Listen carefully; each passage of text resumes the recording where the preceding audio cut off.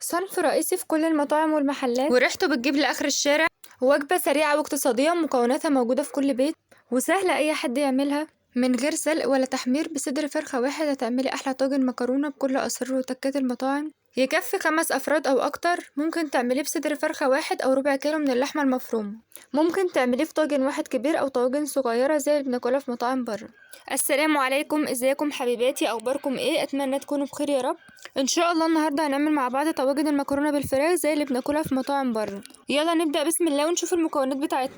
معانا صدر فرخه متقطع قطع صغيره مكعبات، وممكن طبعا تستخدمي اوراق، او ربع كيلو من اللحمه المفرومه، وبصلتين كبار متقطعين قطع صغيره، وفلفل اخضر واحمر متقطعين برضو قطع صغيره، وفلفل حامي اختياري او حسب الرغبه، ونص كيلو من المكرونة الأقلام. والبهارات بتاعتي عبارة عن ملح، عن فلفل أسود، كمون، كزبرة، 7 بهارات، بابريكا، بهارات فراخ. والتركية معانا من البهارات هي معلقة كبيرة من بهارات الكشري، وجبنة موتزاريلا طبعا اختياري، وكيلو من الطماطم المفرومة في الخلاط. هحط طاسة على النار فيها شوية زيت، وهنزل بقطع الفراخ بتاعتي تتشوح كده تشويحتين معايا، وبعدين هنزل بالخضار بتاعي وبعدين البهارات، واقلبها كويس قوي مع الخضار والبهارات اللي انا نزلت بيها الطماطم والبصل والفلفل بتاعي.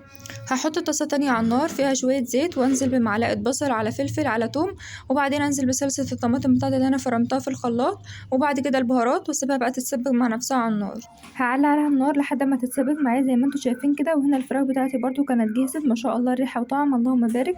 هحضر الطواجن بتاعتي واجيب شويه زيت كده وامسحه بفرشه من تحت عشان الفراخ والمكرونه ملزقوش فيه، واقدر ان انا اقلبه بسهوله.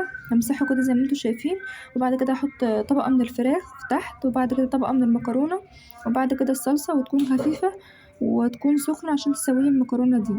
هعمل كل الطواجن بنفس الشكل، طبقه الفراخ تحت وفوقها المكرونه وفوقها الصلصه، وبعد كده هحط جبنه موتزاريلا، وطبعا اختياري زي ما قلت لكم. نص كيلو المكرونه عمل معايا 4 طواجن اللهم بارك زي ما انتوا شايفين كده. بعد كده هغطي الطواجن بتاعتي بورق فويل عشان تستوي معايا. لازم اغطيها بورق فويل كده واحطها بقى في صينيه في الفرن، واسيبها في الفرن حوالي 25 دقيقه بالظبط وهتكون استوت معايا.